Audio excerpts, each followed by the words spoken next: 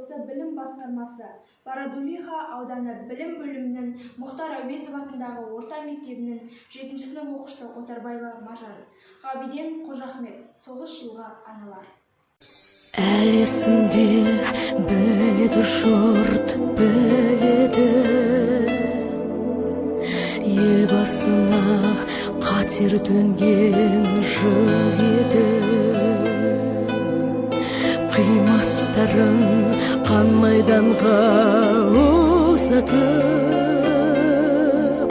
қарсы айрылған аналардың жүрегі.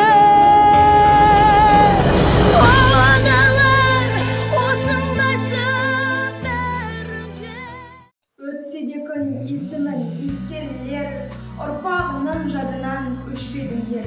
Соғыс жылға аналар өйткен рас, болмыс асқақ өзгеше басқа едіңдер. Жан едіңдер қашаннан елдік тұғар, сол бейненде өшпейтін ерлік тұрар. Ұлылығына орнатса бір ескерткіш, алтынның да бағасы кемдік қылар. Соғыс ізі шаттықты ән жырларынды, бес қаруын бойына ұл дәлді. Біледі ұрпақ оларды қан майданға, шығарып сап үмітпен тұрғаныңды. Тыныштықтың сілкінтіп соғыстанын, көрді ұлдардың дұшпанымен алысқанын. Берді оларға күш қуат ақ тілегін, түсірмеді ерге тән намыстарын.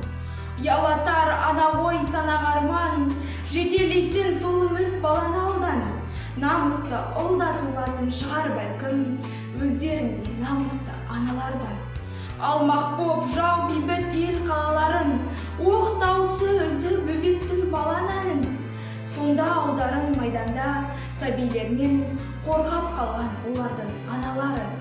Жоғалтпады сол сында боздағарын, соғыс кейде қайғының қозған әнін. Өздерінде бауырға басқансыңдар, пана іздеген ұл қызын өзге ананың. Ана сезім ортақ қой балаға да, перзентте ортақ боп көрінер барынаға. Бөлінбейді бұл жүрек ұлтқа мүлде, сыймайды екен бұл сезім шекараға. Намысы боп тілеуін жорықтардың, алаңдаумен жүрегін торыққанмын.